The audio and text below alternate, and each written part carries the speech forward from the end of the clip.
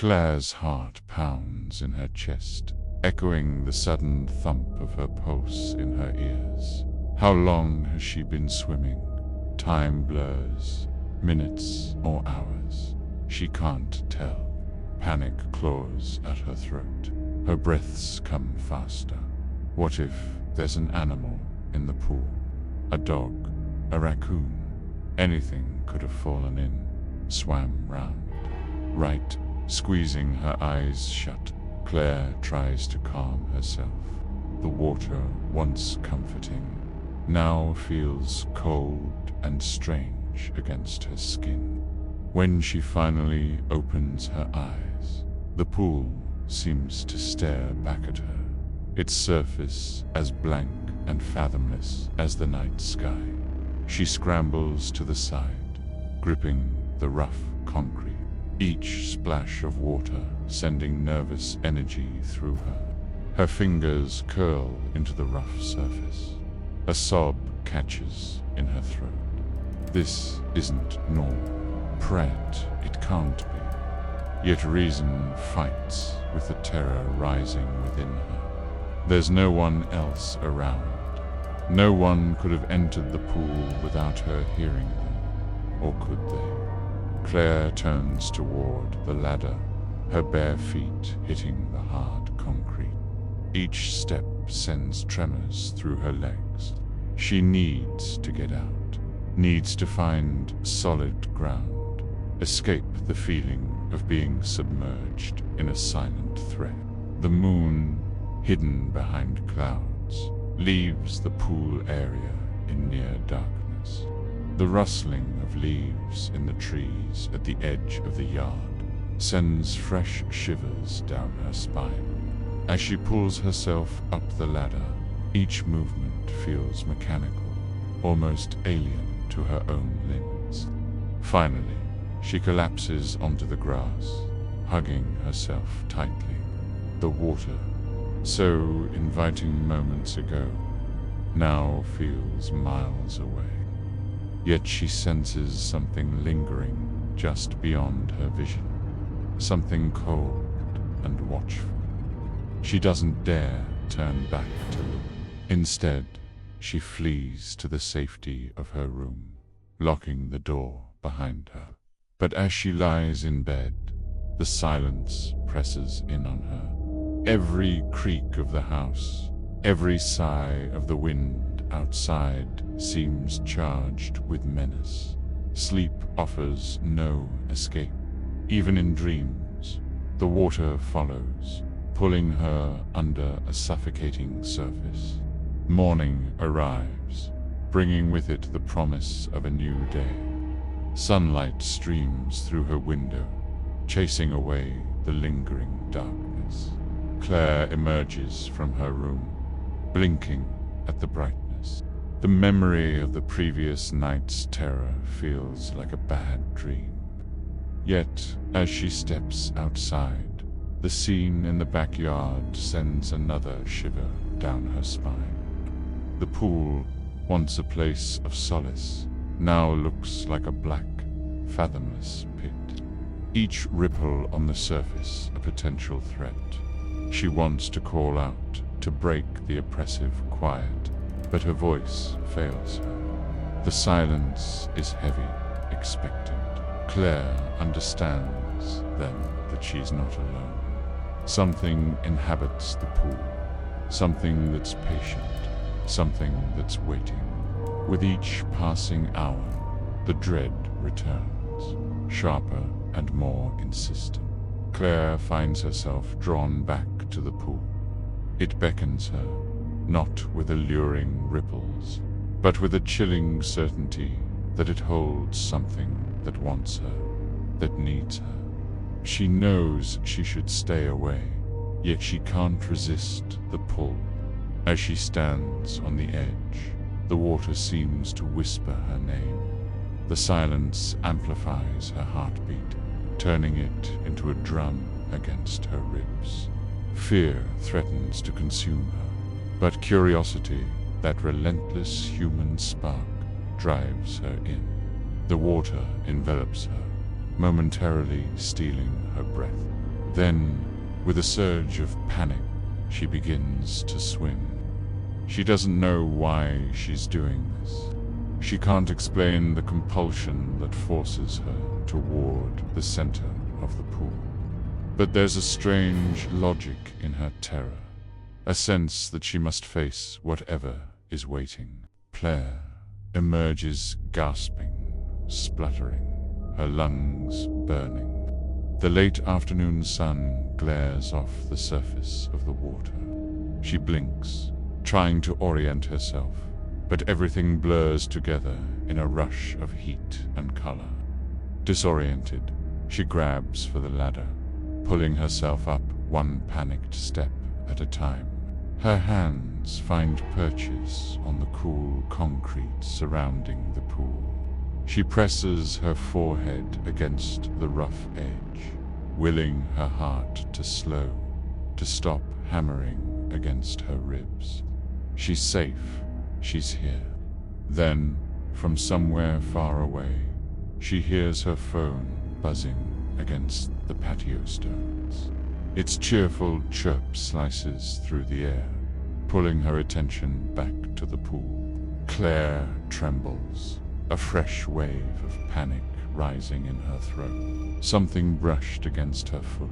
Something touched her ankle. Someone pulled her under. Her gaze drops to the water, searching, but all she sees is the rippling reflection of the sky. Nothing else. No sign of a hand. No trace of a person. There shouldn't be anyone else at the community pool this late in the day. The lifeguard must have left for the night shift hours ago. Claire's family was the only one who braved the late summer heat wave. Everyone else long gone. As a kid, she loved the pool, spent countless hours diving off the high board, perfecting cannonballs. These days, she preferred the solitude of early morning swims before the chlorine and the screams of children invaded her space. But tonight, even that familiar comfort brings fear. Had she imagined it? The encounter in the water, the hand on her ankle, the weight pressing her down. Of course she did. It was impossible. The pool was empty. She was alone. Shaking off the residual chill of the water, Claire walks to her towel, wrapped herself in its familiar softness, seeking the security of its normalcy. As she dries herself, the buzz of her phone pierces the quiet. Pulling it from her pocket, she sees a new message from her husband, David, leaving early from the lake. Love. Be home around 6. Don't wait up, he wrote. He took her family to the lake earlier today, while she tended to her ailing mother. When Claire replied, the phone vibrated against her leg, the screen lighting up her face. A strange sense of relief washes over her. It's just a message. Just her husband letting her know he's okay. Just the world outside reminding her she's not completely alone. But as she glances back at the pool, she sees something in the water. Dark shapes that weren't there before. Long and thin, moving just beneath the surface. Panic claws up her throat. Claire backs away, stumbling over her towel, which slips from her grasp and flutters to the ground like a fallen leaf. Her breathing hitches, her eyes darting between the dark shapes in the pool and the phone in her hand. She considers calling out, waving down her husband, begging him to come quicker. But what would she say? Honey, come home right now. I think I'm being attacked by alligators. Alligators that aren't really alligators. That makes no sense. She takes a shaky breath, willing herself to calm down, to stop imagining things. But when she looks back, the The shapes have moved closer. Her reflection stares back at her, pale and distorted, surrounded by dark, sinuous shapes that seem to writhe just beneath the surface. One of the shapes rises up, breaks the surface of the water, then dives back down. Claire stumbles back, knocking her phone from her hand. It clatters on the concrete, the screen still lit, illuminating the shapes in the water, making them clearer. And with each shape, Claire's terror grows. They're not shadows. They're not reflections. They're too perfect, too distinct. They're people. People with long, lean bodies and webbed fingers. Their faces are obscured by the darkness, but she can see their expressions clearly. They're smiling at her, baring teeth that are too sharp, too long. People with hands like hooks drag themselves out of the pool and onto the concrete. Their dripping bodies leave dark stains on the pristine white. One of them gestures toward Claire, a beckoning finger flexing. She wants to scream, but no sound comes out. All she can do is watch as they close in on her, their smiles never wavering. Their eyes gleam with an ancient hunger, the promise of a hunt that's just begun. Thanks for joining me for Night Swim. I'm your host. If you haven't subscribed yet, make sure you do, because I publish new terrifying tales every week. We begin tonight's story, where we always do, in the blackest depths of our community town. We find this video uploaded by a user named 1,234,567,890. Hi there. This is my first video, so please bear with me. It's not very long. I was wondering if anyone else has ever had a run-in with a water demon or water spirit while swimming in a lake, river, or sea. I believe that there are water spirits. I know this sounds crazy, but I have a friend who was attacked by one and barely escaped alive. I didn't believe her until this morning. This is why I am making this video. I decided to go for a morning swim before work. It was about 6:30 a.m., and I was the only person at the beach. I walked in about knee-deep water, did some front crawl lengths out to sea and back, then swam under the pier and back.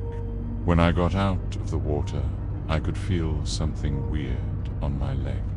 I looked down and saw what appeared to be a bad bruise. It was weird because I had undone anything to hurt myself.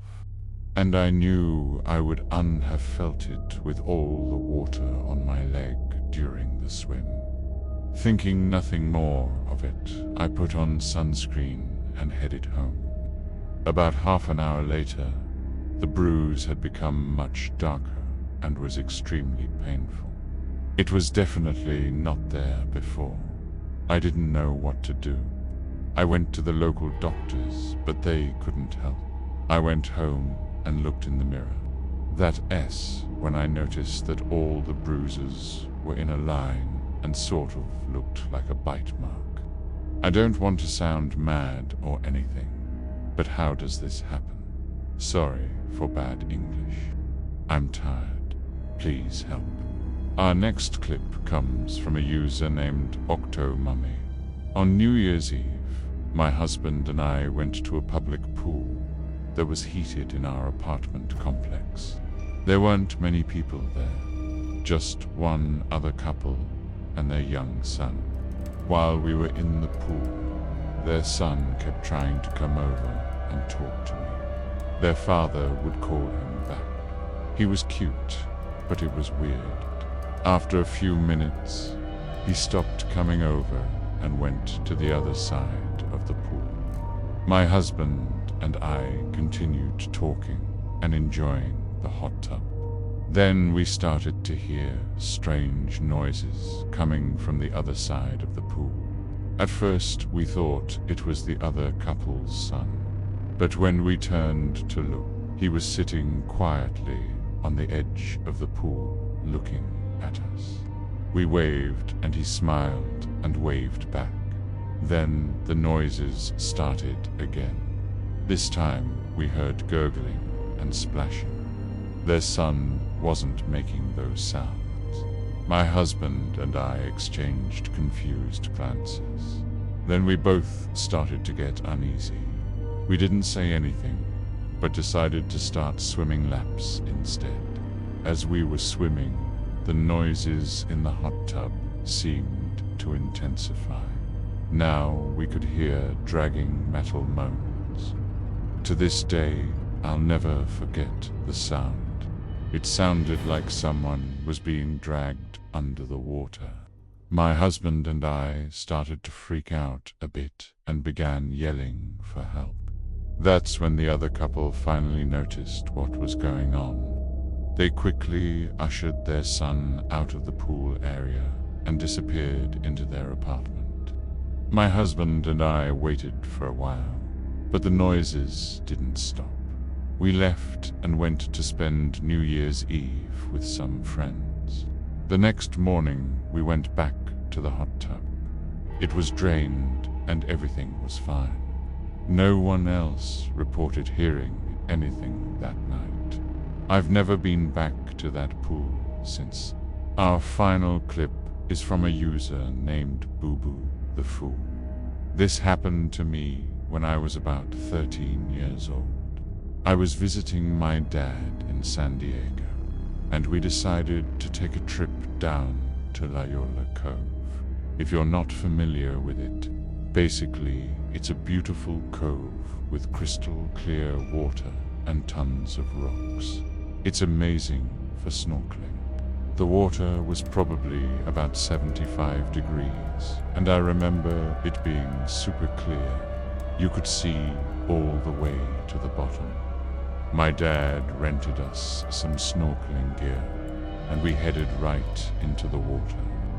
Within seconds of being in the water, I saw a ton of fish and some seals. I was having the time of my life. My dad called out to me and asked if I wanted to see a sea lion. I said yes, of course, and he pointed to a sea lion that was lounging on top of a rock. It was kind of far away, and the waves were a little choppy, so I told my dad to wait here while I swam out to the rock. I figured it was maybe 50 yards. As I got closer, the sea lion opened one eye and looked at me. It actually looked pretty cool. Then it closed its eye again. I swam closer and it opened its eye again. I swear that thing was staring at me. So I backed off and turned round to head back to my dad. When I turned around, I realized I couldn't see my dad anywhere. I thought maybe he was on the other side of the rock I had just come from. So I started to swim around the rock. Still no dad. I started to panic a little. I tried to retrace my path back to where I had seen him, but he was gone. I started to cry.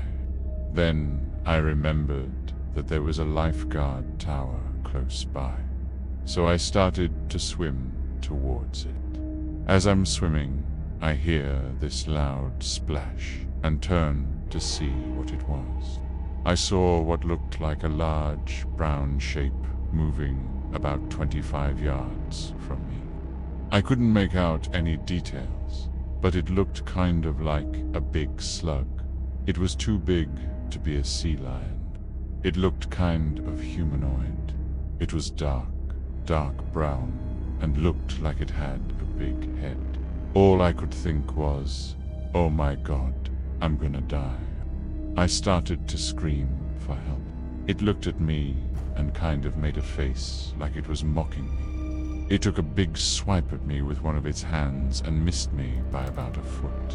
I started to kick and scream even louder.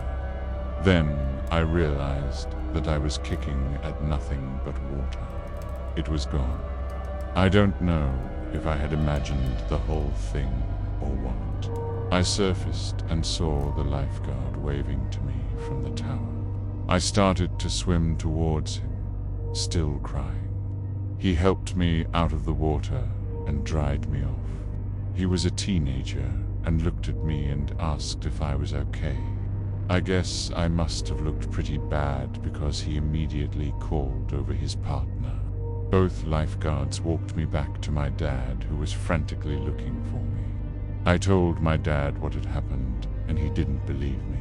He thought I had made the whole thing up. I don't blame him. What I described didn't exactly make sense. The lifeguards searched the water, but never found anything. My dad and I left and went home. To this day, I still wonder if what I saw was real, or if I was just freaked out because I was alone in the water. The end. Thanks for watching. If you haven't subscribed yet, please do. And if you have, well, you're awesome. See you next time.